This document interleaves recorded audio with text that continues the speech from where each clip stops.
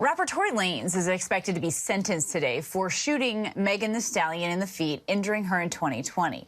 Tory's been in jail since December after a jury found him guilty of 3 felonies. His defense attorneys filed a motion for a new trial, but a judge denied it in May.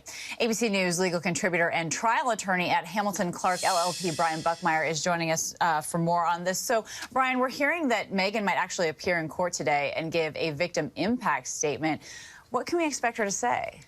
Well, I expect her to be talking about not only how this case affected her before the trial, during the trial, but also afterwards. There's a lot of allegations that through his social media and through his followers, Tory Lanez has almost been terrorizing Megan Thee Stallion. And I think we're going to hear a lot about how this case has affected her and from a professional and personal standpoint. And that might go towards how many years in jail the judge ends up giving Tory Lanez.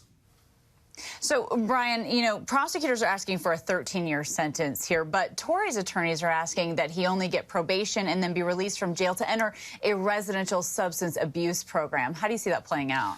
Well, that is a very, very wide gap. I think that if Megan Thee Stallion does testify and other people in Tory Lanez's camp does as well, that we might see a battle of kind of like a victim impact statements to see what they're going to advocate for Tory Lanez in the sense of what his rehabilitation could be like in the substance abuse program, what his life could be like after doing probation and or maybe even just a short stint of jail, and how he can help the community and others through his experiences through the criminal justice system. While in the prosecution side, they're going to be talking about not only the shooting of Megan Thee Stallion's foot or at her feet, that his words before and after the trial show a type of malice that should warrant more than probation, what the defense is asking for. Right, so again, it's the sentencing hearing today, though. Brian, what happens next in this case?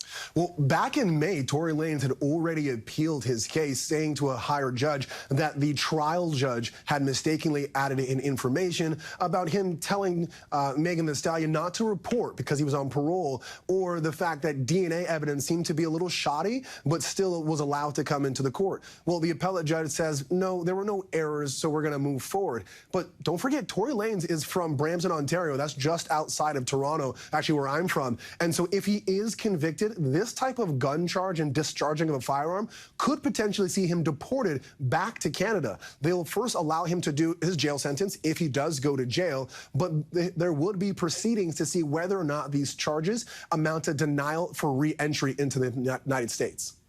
Oh, interesting. All right, ABC News legal contributor Brian Buckmeyer, thank you as always for your time. Gang, y'all let me know what y'all think of me. I feel like he didn't do it.